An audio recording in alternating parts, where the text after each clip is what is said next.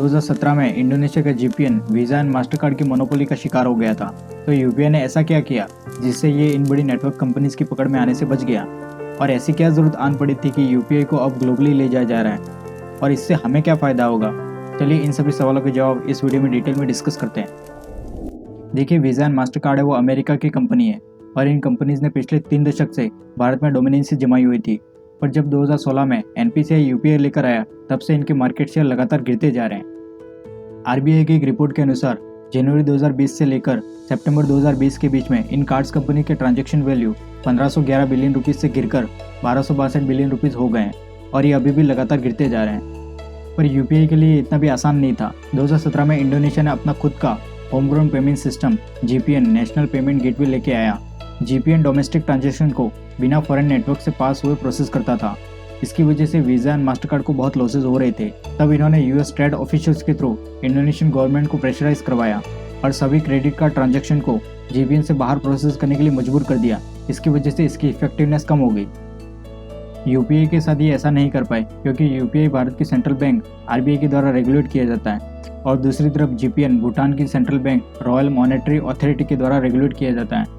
भूटान चारों तरफ से पहाड़ों से घिरे होने के कारण ये दूसरे देशों पर ट्रेड के लिए हेवीली डिपेंडेंट है, और इसे फॉरेन पॉलिसीज के थ्रू आसानी से प्रेशराइज किया जा सकता है।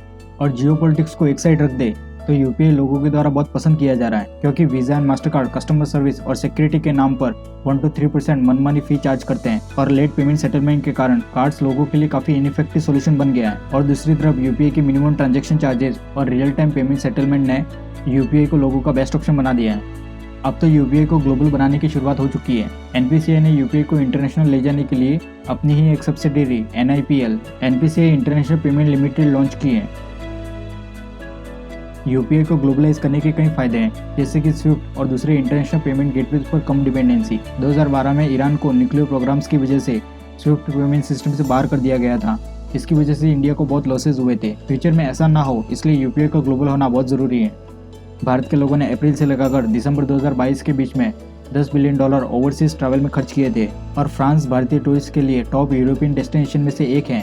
और इसके साथ ही फ्रांस भारत के मीडियम और स्मॉल बिजनेसमैन के लिए एक मेजर ट्रेड डेस्टिनेशन है। श्रीलंका भारत का सबसे बड़ा ट्रेड पार्टनर है, जो कि हर साल अप्रॉक्स $5.5 बिलियन का भारत के साथ व्यापार करता है। तो अगर भारत अपने पड़ोसी कंट्रीज के साथ डिजिटल इंफ्रास्ट्रक्चर डेवलप करे तो ये टूरिस्ट यूपीआई के थ्रू पेमेंट कर सकेंगे, और इसके साथ भारत अपने पड़ोसी कंट्रीज के साथ टाइट इकोनॉमिक रिलेशनशिप बना सकेगा। अब तक इन कंट्रीज ने यूपीआई को अडॉप्ट किया है। इसमें से फ्रांस पहली यूरोपियन कंट्री बनी जिसने यूपीआई टेक्नोलॉजी को अपने पेमेंट सिस्टम में इंटीग्रेट किया है। यूपीआई के ग्लोबल एक्सेप्टेंस की वजह से इन्वेस्टर का ट्रस्ट भी यूपीआई पर बनेगा, जिससे इंडियन फिनटेक सेक्टर में हैवी इन्वेस्टमेंट के मौके हैं। 2022 में $4.8 बिलियन की फंडिंग मिली थी, जिसके 2030 तक $2 ट्रिलियन तक जाने के चांसेस हैं। एनपीसीआई लॉन्ग टर्म स्ट्रेटेजी के ऊपर भी काम कर रहा है, जिससे भारत को जियोपॉलिटिकली बहुत फायदा होगा। इसे भारत की तरफ से एक सॉफ्ट पावर के रूप में भी इंट्रोड्यूस किया जा रहा है। 2021-22 में भारत ने विदेशों से $89 बिलियन रिसीव किए हैं। तो अगर इसे लोकल करेंसी में यूपीआई के थ्रू लिया जाए तो ये देश की इकोनॉमी को बूस्ट करने में काफ़ी मदद करेगा। बहुत सी डेवलपिंग कंट्रीज है जहाँ भारत की तरह कैश का यूज़ ज़्यादा होता है, और वो देश हर जगह POS point of sale machine नहीं लगवा सकते, क्योंकि पीओएस मशीन की इंस्टॉलेशन कॉस्ट बहुत ज़्यादा होती है। इसमें यूपीआई एक कॉस्ट इफेक्टिव अल्टरनेटिव बन सकता है। जैसे जैसे यूपीआई ग्लोबल जा रहा है, इसकी टेक्नोलॉजी को भी एडजस्ट करने की ज़रूरत है, ताकि दूसरे देशों के अलग अलग डिजिटल रेगुलेशन के साथ कंप्लाई कर सके। दूसरे देशों में क्यूआर इंफ्रास्ट्रक्चर उतना डेवलप नहीं है जितना हमारे देश में है, तो एनपीसीआई को इस पर भी बहुत काम करना होगा। Visa and Mastercard global payment market share का 80% ऑक्यूपाई करते हैं, और ये मार्केट में लंबे समय से टिके हुए हैं। तो यूपीआई के लिए ग्लोबली इन जायंट कंपनीज के मार्केट शेयर को हजम करना इतना भी आसान नहीं होगा। आपको क्या लगता है, यूपीआई इंटरनेशनल मार्केट में भी अपना झंडा गाड़ पाएगा?